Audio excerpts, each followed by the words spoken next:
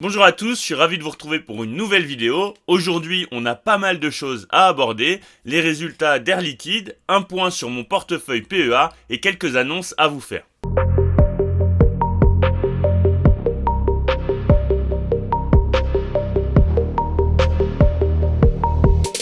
Récemment, je vous ai annoncé que j'allais créer une toute nouvelle série de vidéos où j'allais repartir de zéro. Donc je vais créer un CTO sur DeGiro, j'ai mon lien d'affiliation, vous pourrez le trouver en description et ça va arriver dans les semaines à venir. Le but de cette série de vidéos, c'est de repartir vraiment de zéro et de tout partager avec vous, les achats, les ventes, les réussites et aussi les échecs, et d'investir régulièrement une certaine somme d'argent.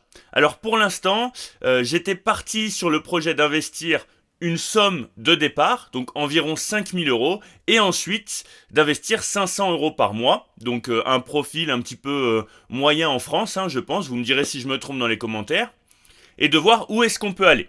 Le but, ce serait évidemment d'atteindre la liberté financière. Évidemment, ça se fera par le biais des actions à dividendes, mais pas uniquement, parce que je considère qu'il y a aussi des actions de croissance qui ne versent pas forcément de dividendes, qui sont très intéressantes et qui vont pouvoir nous aider à atteindre notre objectif rapidement. Si on fait un petit calcul d'intérêt composé, là par exemple, je me suis mis sur une durée d'épargne de 20 ans, parce que personnellement, j'ai pas envie d'en profiter tard, donc 20 ans, ça me paraît être un bon horizon de temps pour ma part, vis-à-vis de mes objectifs personnels, avec un montant initial investi de 5000 euros, une contribution mensuelle de 500 euros, j'ai mis un rendement de 8%, ce que je considère assez safe, donc je considère qu'on peut largement faire un rendement de 8% par an en bourse, sachant que les intérêts sont calculés annuellement, donc on fait 8% en 2024, on fera aussi 8% sur la globalité de notre portefeuille en 2025, etc., etc., et ben on arrive au bout de 20 ans à une somme qui équivaut à 320 000 euros à peu près. Le but de ce challenge-là, de cet investissement en créant un tout nouveau CTO, ça va être d'aller plus vite que ce que nous annonce finalement le calculateur d'intérêt composé. Je pense que c'est largement faisable, je pense qu'en termes de rendement, en mettant du 8%, je suis assez prudent. Donc je pense que c'est largement faisable. Et l'objectif, ce serait même d'avoir beaucoup plus que 320 000 euros en 20 ans. Donc voilà, si vous voulez suivre cette nouvelle série qui arrive dans 1 à 2 semaines, n'hésitez pas à vous abonner et n'hésitez pas à mettre en commentaire les actions qui pourraient m'intéresser, je les analyserai avec vous. N'oubliez pas que c'est un CTO, donc un compte titre, on a donc un panel d'actions qui est beaucoup plus large que sur PEA. Bon, cette semaine, on a eu les résultats de Air Liquide, donc des résultats qui sont plutôt positifs avec un marché qui a réagi à la hausse, je vous montre ça juste après. On a un chiffre d'affaires qui a augmenté de 3,7%. Ça va, c'est correct. Surtout, un résultat net qui a augmenté de 11,6%. On a aussi des marges opérationnelles en augmentation et on sait que la société, elle est en avance sur son plan. Donc ça, c'est plutôt une très bonne chose. On a une augmentation du dividende de 8,5% et l'annonce que tant de monde attendait, on a une annonce pour les actions gratuites prévues en juin 2024. Donc comme d'habitude, une action pour 10 actions détenues. Et graphiquement, ce qui s'est passé, c'est qu'on a eu un énorme gap haussier. L'action, elle a bondi aujourd'hui de quasiment 7%. On a cassé très largement la résistance des 179. Alors, on n'a pas encore eu la clôture daily, c'est du direct. Normalement, vous aurez la vidéo vers 17h. Là, il est 10h30. Mais pour l'instant, on a quand même break cette résistance. On a atteint notre résistance oblique là qui tient quand même depuis 2020, juillet 2020.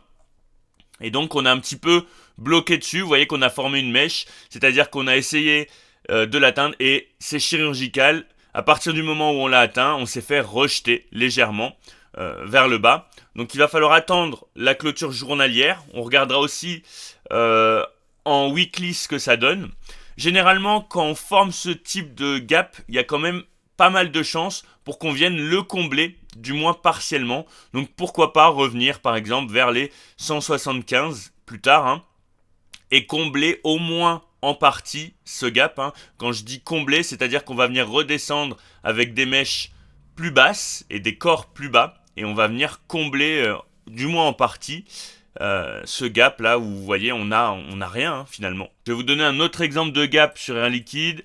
Là vous voyez par exemple on a un léger gap baissier, et ben vous voyez qu'on a fini par revenir pour le combler en partie.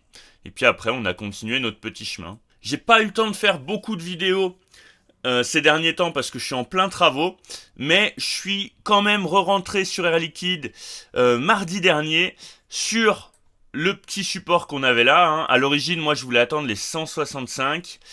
Quand j'ai vu la configuration, je me suis dit que j'allais quand même prendre au moins un petit bag d'action à 168. Bon, mon ordre est passé. On verra, peut-être qu'on reviendra plus tard sur ces zones-là.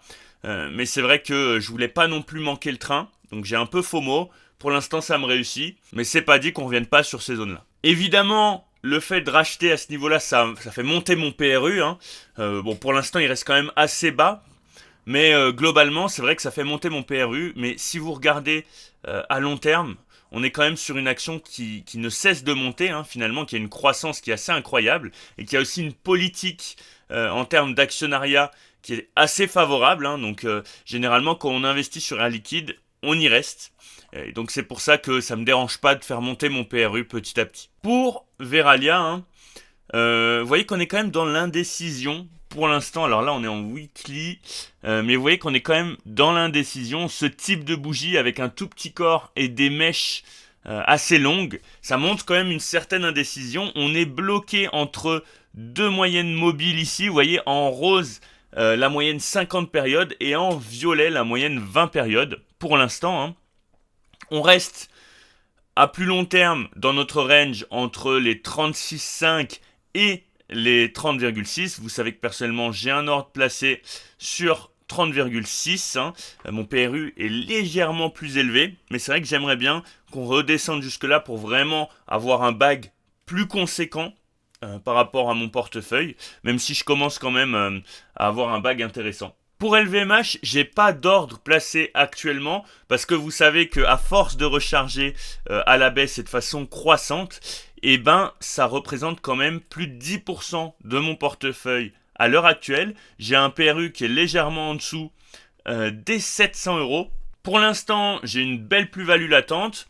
Ça n'exclut pas le fait qu'on pourrait retourner sur le support des 719 et combler notamment en partie le gap qu'on avait formé à la hausse après les résultats. Hein. Je ne vous refais pas le listing des résultats. Vous pouvez aller sur mon Twitter si ça vous intéresse. Mais globalement, je suis assez content parce qu'il y avait quand même pas mal de trash talk hein, finalement sur LVMH. C'est une action sur laquelle je suis très confiant. Et vous voyez, en termes de GF Value, on est encore considéré comme étant sous-évalué. La GF Value, vous savez qu'elle prend en compte énormément de données, hein, notamment les droites de régression, mais aussi le Earnings Power Value, etc., etc. Et à l'heure actuelle, on est encore considéré comme étant sous-évalué. Bon, c'est pas pour ça que je vais encore recharger parce que ce serait disproportionné par rapport à mon portefeuille. Hein, 10-12%, c'est déjà largement suffisant pour ma part. Je ne veux pas être surexposé sur LVMH. Mais globalement, je suis confiant pour la suite, même si j'ai déjà une belle plus-value latente dessus. C'est une action que je vais garder sur le long terme.